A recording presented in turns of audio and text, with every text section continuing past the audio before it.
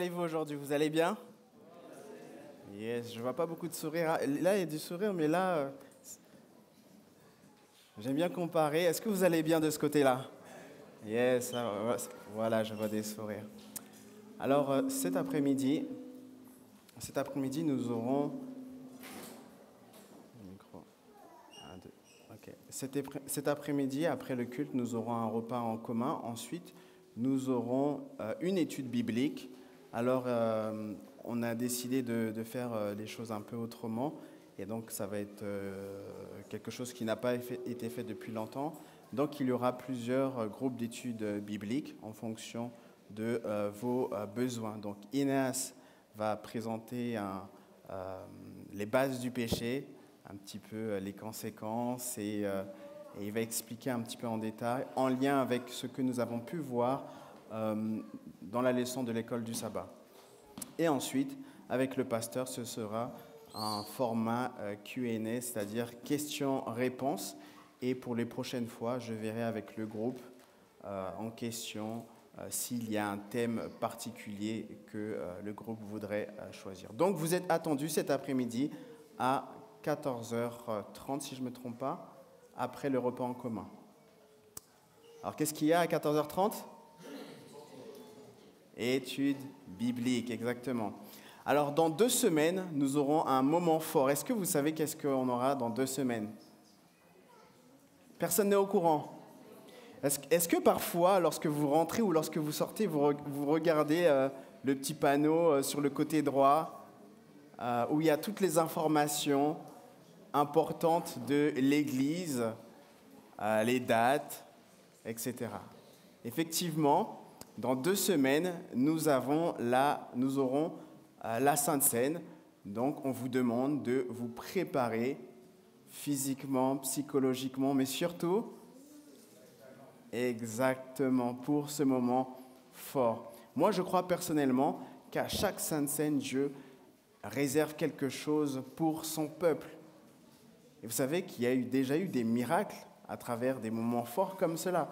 Donc, imaginez-vous que vous pouvez expérimenter quelque chose d'extraordinaire durant des moments forts comme cela.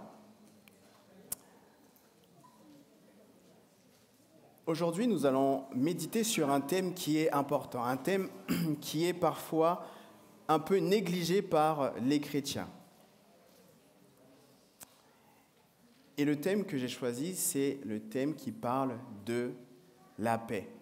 Vous savez, aujourd'hui, nous vivons dans un monde où il y a beaucoup d'informations, de désinformations, et on est bombardé par toutes sortes de choses. Et parfois, finalement, le stress arrive. Quand est-ce la dernière fois que vous avez entendu une bonne nouvelle à la télé, par exemple ? Il y a longtemps, hein ? Exactement. On est environné et bombardé par tellement de choses que finalement, ça contribue à certaines choses qui ne sont pas forcément de bonnes choses, même pour nous en tant que chrétiens. Le texte de base est tiré dans Romains 8 au verset 6 et nous allons le lire ensemble. Romains chapitre 8 au verset 6.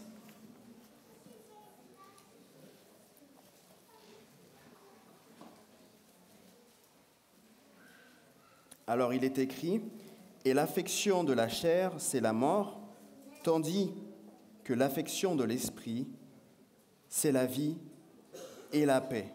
Car l'affection de la chair est inimitié contre Dieu, parce qu'elle ne se soumet pas à la loi de Dieu et qu'elle ne le peut même pas. » Le titre que j'ai choisi pour la méditation, c'est « Que la paix soit avec toi ». Dites à la personne à côté de vous que la paix soit avec toi.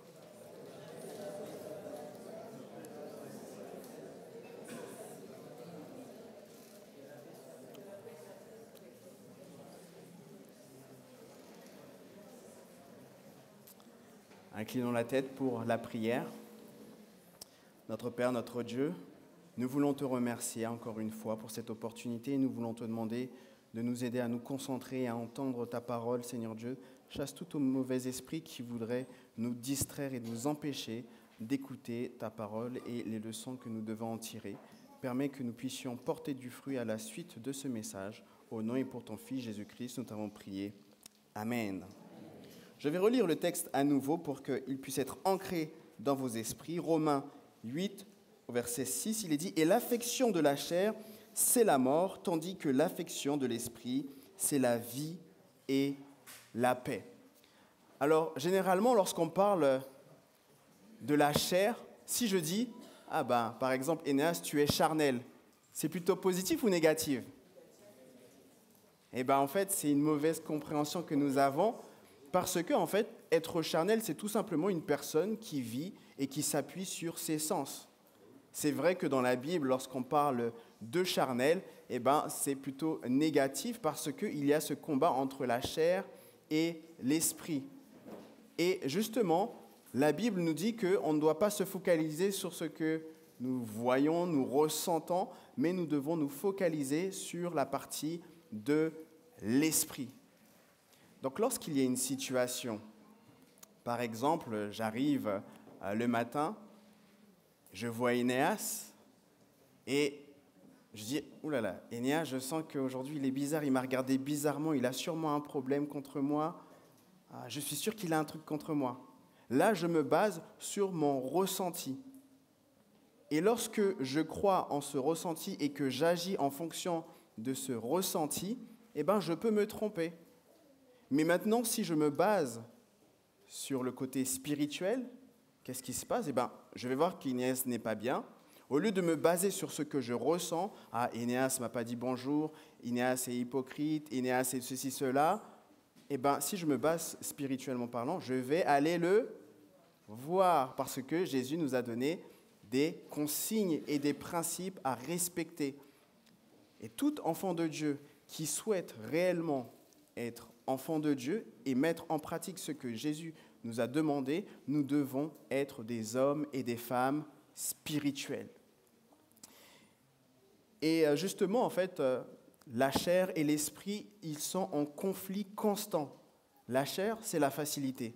Personne n'est allé à l'école pour voler, pour mentir. Je pense que personne n'a de diplôme ingénieur en mensonge, ingénieur en vol, etc. Et tout ce que nous pouvons peut-être pratiquer, que ce soit public ou dans le privé. Mais lorsqu'il s'agit de faire des bonnes choses, eh ben, c'est un peu plus compliqué. Finalement, c'est un combat entre la facilité et la difficulté, un combat entre la mort et la vie. Et le texte en question nous donne le résultat de si on marche dans l'esprit. Au verset 6, il est dit « L'affection de l'esprit, c'est la vie et la paix. » Maintenant, nous allons aller dans un autre texte qui se trouve dans Hébreux, au chapitre 12.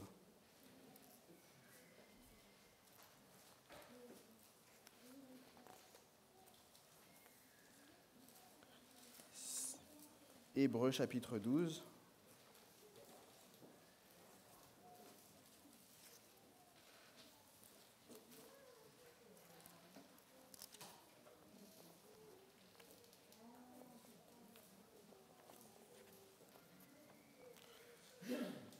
Hébreux chapitre 12 au verset 14. Et je vais le lire. Il est écrit « Recherchez la paix avec tous et la sanctification sans laquelle personne ne verra le Seigneur. » Hébreux chapitre 12 au verset 14. Hébreux 12, 14. « Recherchez la paix avec tous et la sanctification sans laquelle personne ne verra le Seigneur. » Mes chers frères et sœurs, quand pour la dernière fois avez-vous recherché la paix? Est-ce que vous vous rappelez la dernière fois que vous avez recherché la paix? Mais pas simplement la paix, hein. La paix et la sanctification ensemble. C'est vrai que dans la vie de tous les jours, on est pris par certaines choses, le boulot, les responsabilités. Mais à quel moment vous recherchez la paix, tout comme le texte le mentionne. Est-ce que vous avez, dans vos souvenirs, la dernière fois que vous avez expérimenté une paix exceptionnelle? Et si vous avez un souvenir qui vous monte à l'esprit, cette paix a duré combien de temps? Est-ce que c'était pendant quelques secondes, quelques minutes, quelques semaines ou quelques mois? Et la dernière question, comment cette paix s'est dissipée? Vous aviez reçu une paix, mais au bout d'un moment, cette paix s'est dissipée. Et pourquoi elle s'est dissipée? Ça, ce sont des questions que vous devez vous poser. Pourquoi? Parce que tout simplement, Dieu ne va prendre personne au ciel qui n'a pas la paix. Personne qui est en colère. Personne avec des caractéristiques de rébellion, tout comme Lucifer. L'ennemi a commencé le travail dans le ciel par le commérage, par des faux témoignages.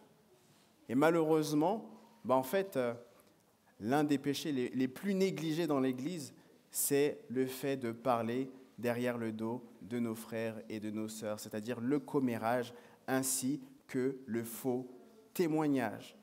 Et ça, c'est quelque chose qui se répand dans quasiment toutes les églises, sans exception. Parce qu'en même temps, on va nous dire que c'est la culture, on a habitué, on a grandi dedans. Si je vous pose la question, combien de personnes, par exemple, dans cette salle, vous avez déjà repris une personne qui faisait le commérage? Une personne? Vous voyez, s'il n'y a personne qui se lève pour reprendre une personne qui commet le commérage, comment vous voulez qu'on arrête? S'il y a très peu de personnes, c'est-à-dire que pour les autres, dans les pires des cas, vous participez du coup au commérage, au faux témoignage. Vous savez, l'ennemi, quand il a commencé au ciel, il a dit, mais en fait, on est super intelligent, pourquoi on aurait besoin de la loi de Dieu? Pourquoi on aurait besoin? On est intelligent, on peut savoir ce qu'on a besoin, etc. Et ensuite, Lucifer allait voir les anges pour diffuser des graines de rébellion. Il a jeté des faux témoignages sur Dieu. Mais franchement, en fait, Dieu, il dit qu'on est libre, mais en vrai, on doit respecter les commandements. Moi, je trouve que ce n'est pas juste. Ah, mais c'est vrai que toi, tu es le plus proche de Dieu que nous tous. Hein. Tu es quand même le porteur de lumière. Et si c'est toi qui dis ça, waouh!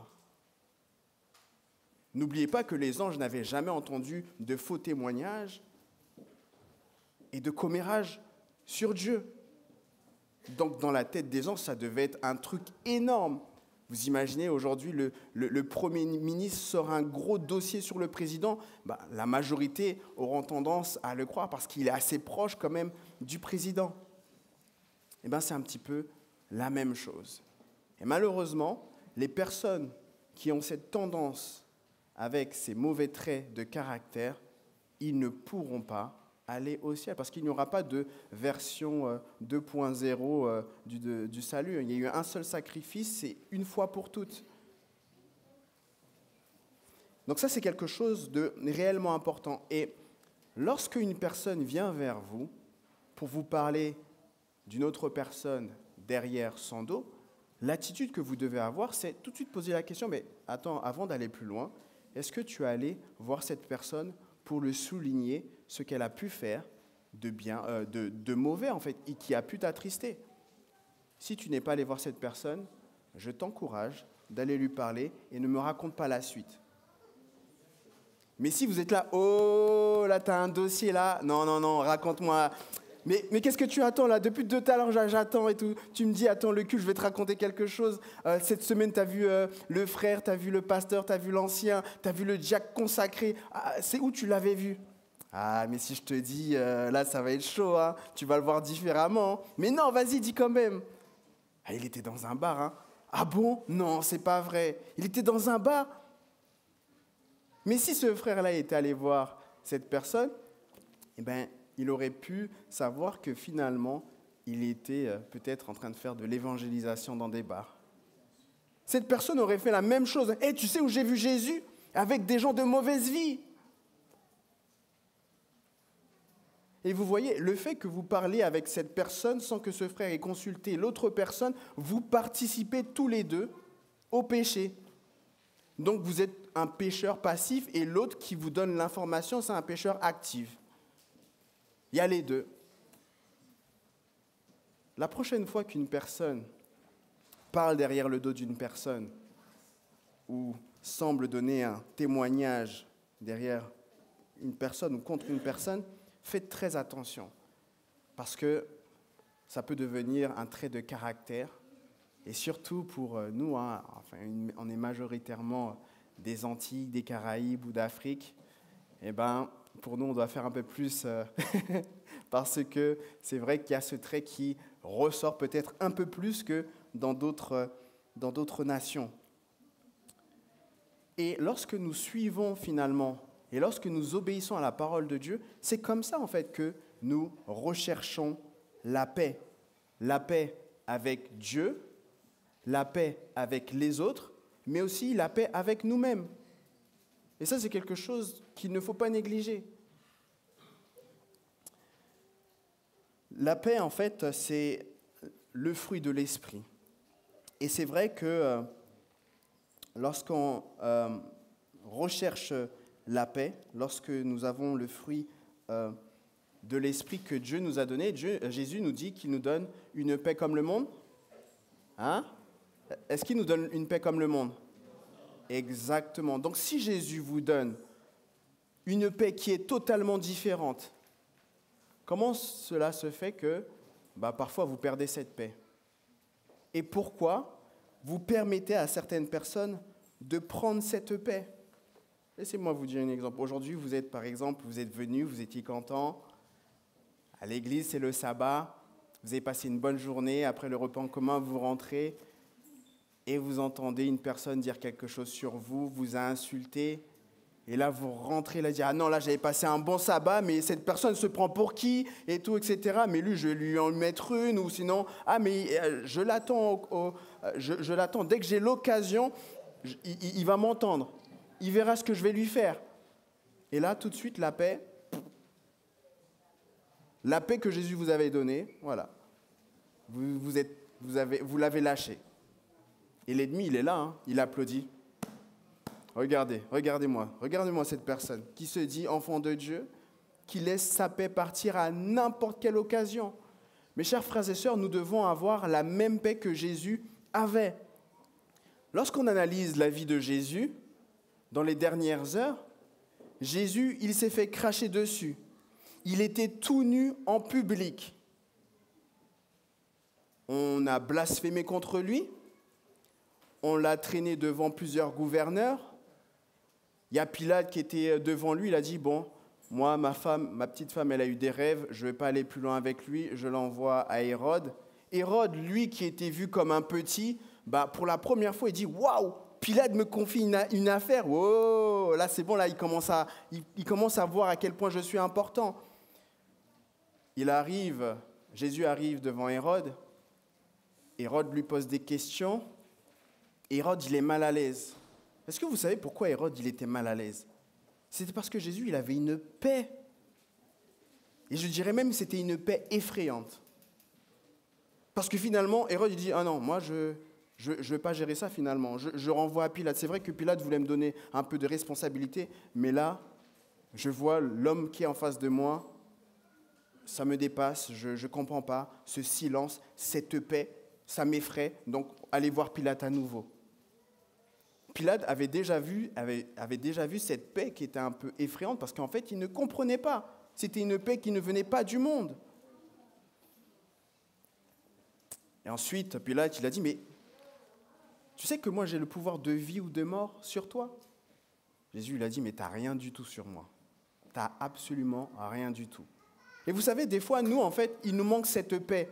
Il suffit qu'on soit convoqué par notre patron et il nous dit « Ah ben écoute, tu sais, c'est une crise et je serai obligé de te virer. » Oh lolo. Là, on tombe dans la débandade, on devient fou, on commence à supplier le patron. On dit « Écoute, je vais faire des heures supplémentaires. » Parce qu'on croit que c'est le patron qui gère notre vie. C'est lui qui gère tout. Si vous avez la paix de Jésus, quand bien même le patron viendrait vous voir, vous dire « Écoutez, voilà, ça va être compliqué.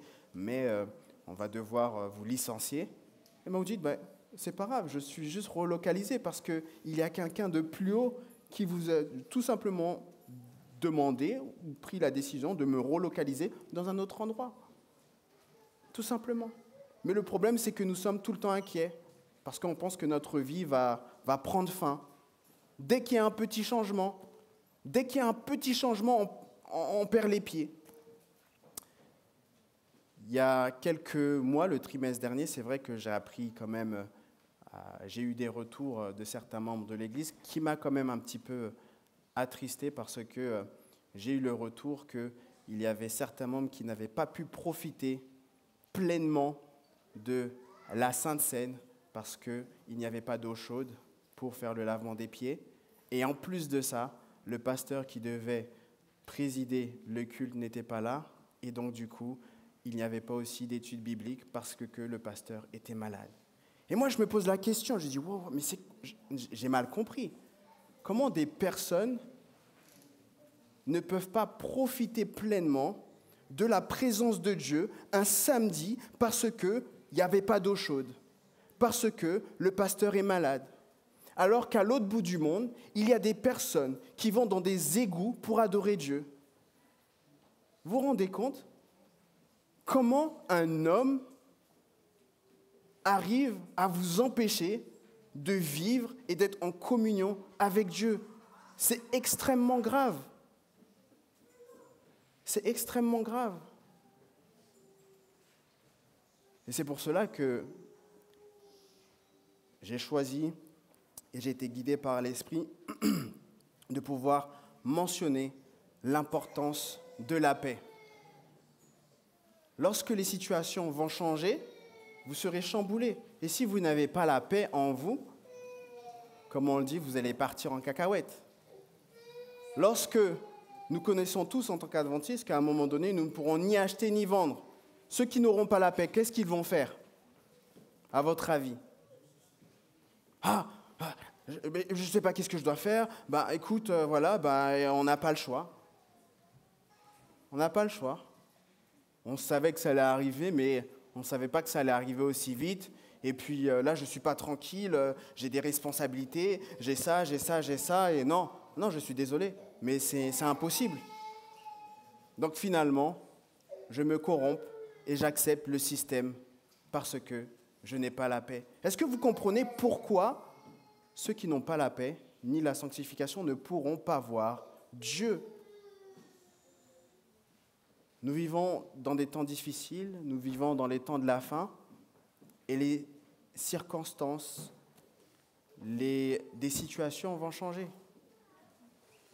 Mais gardez toujours cette paix que Dieu nous a donnée. Vous savez, cette paix, elle est tellement importante que vous devez réellement la préserver. Dans la Bible, il y a le personnage de Moïse que vous connaissez tous. Moïse, l'homme le plus humble, le plus sage de son époque. À cause du peuple, il va être en colère. Il va manquer de patience et de paix. Il va frapper le rocher 2 fois. Et qu'est-ce qui s'est passé ? Il n'a pas pu aller dans la terre promise. À cause du peuple. Et c'est pour cela qu'aujourd'hui, à cause de votre mari, à cause de votre femme, à cause de vos enfants, à cause de votre employé ou toutes les personnes qui peuvent retirer la paix que Dieu vous a donnée comme ça, facilement, vous pouvez perdre aussi votre vie éternelle. Eh oui. Vous imaginez, Dieu vous donne quelque chose et une petite personne, une créature arrive et bam, tac, c'est fini. C'est de l'histoire ancienne. Et on tombe dans de très mauvaises choses. Et le pire dans tout ça, c'est que cette personne qui vous a pris la paix, imaginons qu'après vous mourrez dans cet état dépressif, en colère, etc. Cette personne qui vous a enlevé la paix, lui, il peut toujours rester en vie et se repentir, demander pardon à Dieu et être sauvé. Non, mais ça, c'est quelque chose de surprenant quand même. Cette personne vous retire la paix et après vous apprenez que, dans la grâce de Dieu, que cette personne est sauvée. C'est un petit peu l'histoire de Étienne. Il voit Paul dans la foule, peut-être il a lancé la première pierre. Quand il va ouvrir les yeux, il dit « Ah non, mais ça, c'est pas le paradis. Mais comment lui, là, il est là ?» Et Paul dit « Écoute, c'est pas ce que tu crois, faut que je t'explique. » Vous imaginez un petit peu la scène, là, au ciel, il y aura réellement des surprises. Il y aura réellement des surprises parce que la grâce de Dieu agit.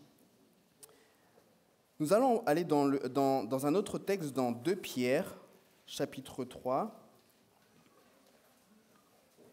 2 Pierre, chapitre 3, au verset...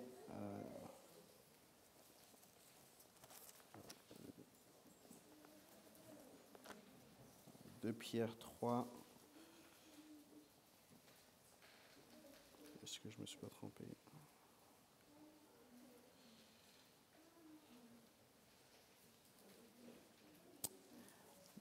À partir du verset 10, « Le jour du Seigneur viendra comme un voleur. En ce jour, les cieux passeront avec fracas, les éléments embrasés se dissoudront et la terre, avec les œuvres qu'elle renferme, sera consumée, puisque toutes ces choses doivent se dissoudre, qu'elles ne doivent pas être la sainteté...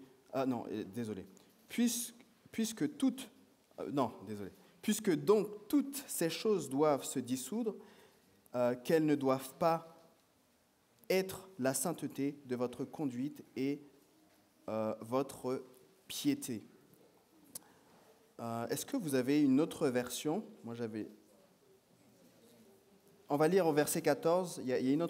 On va lire directement au verset 14. « C'est pourquoi, bien-aimés, en attendant ces choses, appliquez-vous à être trouvés parmi lui sans tache et irrépréhensible dans la paix. » Donc ici, on voit qu'il y a des choses qui vont être compliquées, des choses seront ébranlées. Et le texte au verset 14 nous dit que nous devons être appliqués à être trouvés par lui sans tache et irrépréhensibles dans la paix. Et comme je le disais précédemment, je ne pense pas qu'on vous a déjà mis tout nu en public, comme ils l'ont fait pour Jésus. Alors comment ça se fait que cette colère arrive aussi rapidement? D'où sort cette colère? Je ne pense pas qu'on vous a craché publiquement. Je ne pense pas qu'on vous a peut-être humilié devant des milliers de personnes. Et pourtant, dès que ça nous arrive, on tombe dans la colère et on ne peut plus se maîtriser. Moïse était dans une scène lorsqu'il a vu son frère se faire battre. Il a perdu sa patience et la paix qu'il avait et il allait frapper ce frère en essayant de les séparer et finalement il a tué. Et quelle a été la résultante du fait qu'il ait désobéi à Dieu en tuant, même si c'était peut-être involontaire? Le stress est venu. Il a dû fuir justement. Regardez l'exemple de Job. Et c'est là où vous voyez que l'ennemi, il est vraiment méchant. C'est un voleur et il vient là que pour détruire et tuer. Le pauvre Job, il va tout perdre en une journée. L'ennemi aurait pu lui laisser un petit répit, genre quelques semaines, quelques mois. Non, tout d'un seul coup. Malgré cela, il va quand même être exemplaire, même si au bout d'un moment, il va avoir un petit dialogue avec Dieu, mais Dieu va lui remettre un petit peu à sa place pour lui rappeler justement c'est qui, entre guillemets, qui gère tout, en fait, c'est-à-dire Dieu lui-même. On va aller dans un autre texte qui se trouve dans Ésaïe 48, où on va voir un autre aspect de la paix. Ésaïe 48, au verset 18. Et il est dit, « Ô, si tu étais attentif à mes commandements, ton bien-être serait comme un fleuve et ton bonheur comme les flots de la mer. » Donc ici, on voit que notre bonheur est associé au fait d'être obéissant à la parole de Dieu. Et nous avons un parfait exemple. Adam et Ève, ils étaient dans un environnement parfait. La Bible nous dit que lorsque Dieu avait tout créé, tout était parfait. Adam et Ève, ils vont désobéir à Dieu. Et la résultante de cette désobéissance, eux qui étaient enfants de Dieu, ils vont devenir rebelles à Dieu. Ils vont devenir rebelles et finalement, ils vont expérimenter pour la toute première fois de leur existence la peur, l'angoisse, le stress et peut-être même la dépression. Et vous savez, aujourd'hui, on est tellement environné par ces choses-là que là, peut-être que vous êtes assis, mais vous ne savez même pas, mais vous êtes en état de stress. On ne le ressent même plus maintenant qu'on est stressé. C'est lorsque, par exemple, vous avez une montre connectée, on va vous dire respirez parce que votre taux est trop augmenté, ou sinon votre médecin va dire écoutez, vous avez de l'inflammation un peu partout, est-ce que vous stressez beaucoup, est-ce que vous réfléchissez beaucoup, etc. C'est que comme ça on peut réellement savoir si nous sommes en stress ou pas, parce que ça fait partie de nous aujourd'hui. Et la paix qui faisait partie de l'humanité à l'époque d'Adam et Ève ne fait plus partie de nous. Et ça, c'est quelque chose de triste et de vraiment dommageable. On voit au verset 22 un autre élément par rapport à la paix. Il est dit « Il n'y a point de paix pour les méchants, dit l'Éternel. » Là, j'ai envie de dire aïe, aïe, aïe. Aïe, aïe, aïe, pasteur, qu'est-ce que tu es en train de dire là? Tu es en train de dire que si je n'ai pas la paix, ça veut dire que je suis un méchant? Je n'ai pas dit ça.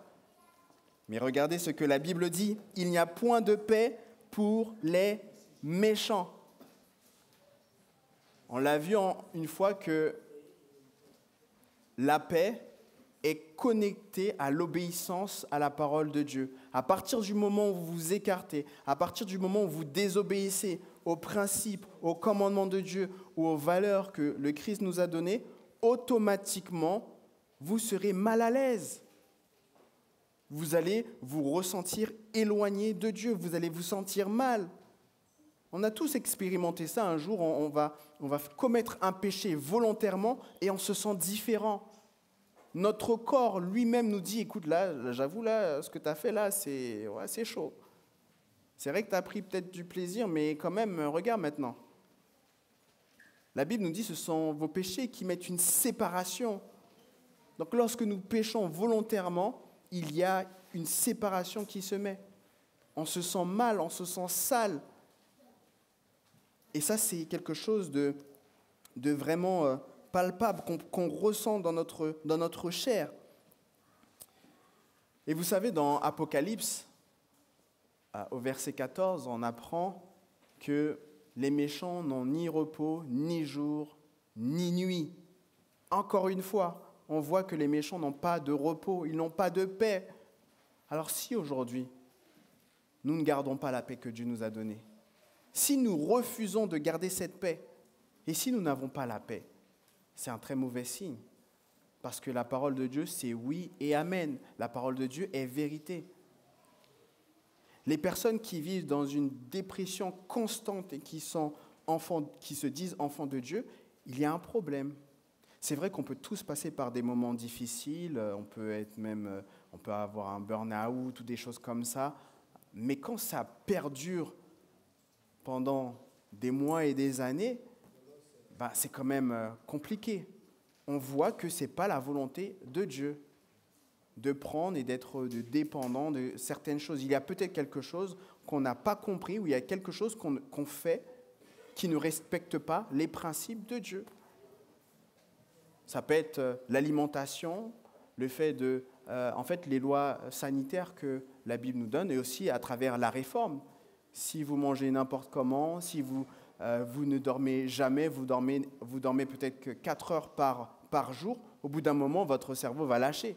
Au bout d'un moment, c'est sûr que vous n'aurez plus de patience. Au bout d'un moment, c'est sûr que vous serez dépressive. À chaque fois qu'on s'éloigne petit à petit de la loi et des principes et des valeurs que Dieu nous donne, en fait, on s'expose à tout ce genre de choses. On voit en fait, lorsqu'on regarde vraiment la racine de l'anxiété, c'est un manque de confiance en Dieu total. Nous avons un exemple avec le jeune homme riche. Il a cette faim, il veut absolument avoir la vie éternelle, il veut avoir cette paix, il veut tout avoir. Et lorsqu'il arrive devant Jésus, Jésus lui dit, écoute, suis les commandements. Oh, mais c'est bon, Jésus, arrête. Hein. C'est toi le bon maître, tu me donnes un truc simple comme ça. Ça, je le fais depuis que je suis au Bourgeon. Donne-moi quelque chose de plus consistant quand même. Ah, tu veux quelque chose de consistant? Tu veux? Oui, je veux. C'est toi le bon maître. Allez, donne-moi quelque chose qui va me sortir de ma zone de confort. Ok.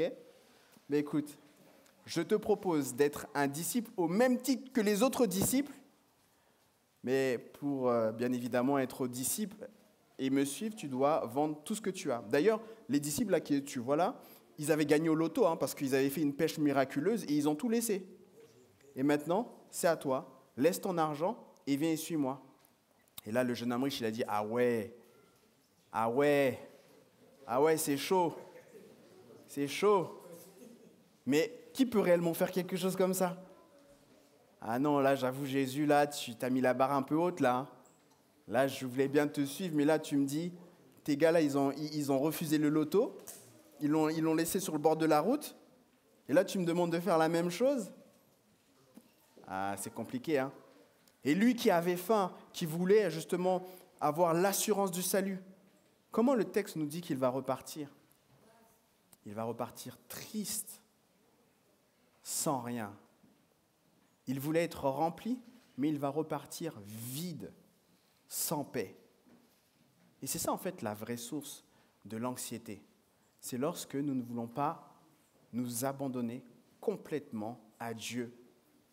Dieu nous dit « pars » et on ne part pas. Il dit « mais non, il faut que j'ai tous les détails.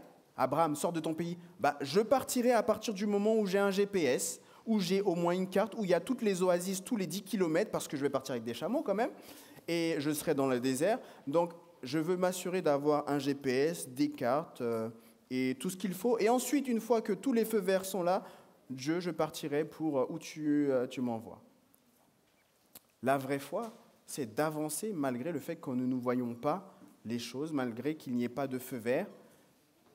Lorsque Jésus il a dit aux disciples, à Pierre, de venir le rejoindre sur l'eau, il ne s'est pas dit, écoute, Jésus, bon, je te vois marcher sur l'eau, mais tant que tu ne m'as pas prouvé, A plus B que je peux réellement le faire, voilà, je vais rester dans la barque. Ça, c'est un manque de foi. Après, maintenant, c'est bien d'avoir la foi, mais le plus important, c'est de pouvoir persévérer. Parce que Pierre, il a commencé, il a posé le pied, il est sorti. Il a fait, ouais, vous avez vu comment je suis chaud? Il a commencé à regarder les autres. Vous avez vu comment je suis chaud? Vous restez là et moi je suis, vous avez vu? Et finalement, il a arrêté de regarder à Jésus et il a commencé à couler. Donc c'est bien d'avoir la foi pour commencer quelque chose, mais avoir la foi pour persévérer jusqu'à la fin, c'est ça le plus difficile. Et encore une fois, dans Apocalypse, on nous dit que tous ceux qui seront sauvés, ce sont ceux qui gardent les commandements et qui ont la foi de Jésus et qui persévèrent jusqu'à la loi du dimanche? Jusqu'à la mort. Jusqu'à ce que Jésus puisse revenir nous chercher ou sinon. Mais si vous n'avez pas cette paix, mes chers frères et sœurs, vous ne pourrez pas persévérer. Nous devons avoir cette paix effrayante, que même si le monde s'écroule, de se dire, je sais que je verrai mon Dieu comme Job il l'a dit. Mes yeux verront mon Rédempteur. Est-ce que vous voulez avoir cette paix que Dieu est prêt à vous donner? On va aller dans un texte, on va bientôt terminer, Apocalypse 14, au verset 11.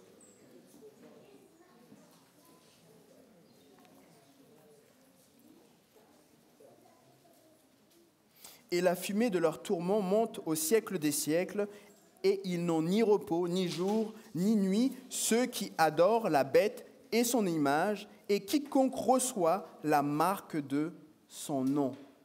Mes chers frères et sœurs, si vous vous entraînez à partir d'aujourd'hui de ne pas avoir cette paix, de ne pas garder la paix que Dieu vous donne, vous prenez le risque de vous retrouver dans cette catégorie, des personnes qui n'ont ni la paix, ni jour, qui n'ont pas la paix, ni jour, ni nuit. Et ça, nous ne voulons pas. Et c'est pour cela que nous devons réellement demander à Dieu de nous accompagner, ne laisser personne prendre la paix que Dieu vous a donnée, parce que c'est vraiment essentiel. On va aller dans un autre texte, dans le dernier texte, dans Job 22, 21.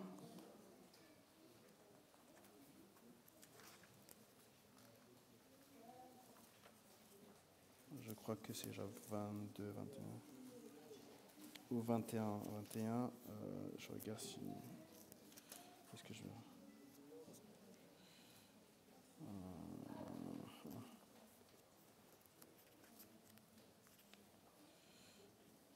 22, 22, 21. J'ai dit quoi, 22 ou 21 22. Oui, voilà, 22, 21, voilà, c'est ça. Alors il est dit, attache-toi donc à Dieu et tu auras la paix, tu jouiras ainsi du bonheur. Voici la clé. Si vous voulez avoir la paix, vous devez tout simplement vous attacher à Dieu afin d'avoir la paix et le bonheur. J'aimerais que vous puissiez dire à la personne qui est à côté de vous que la paix soit avec toi. Que Dieu bénisse.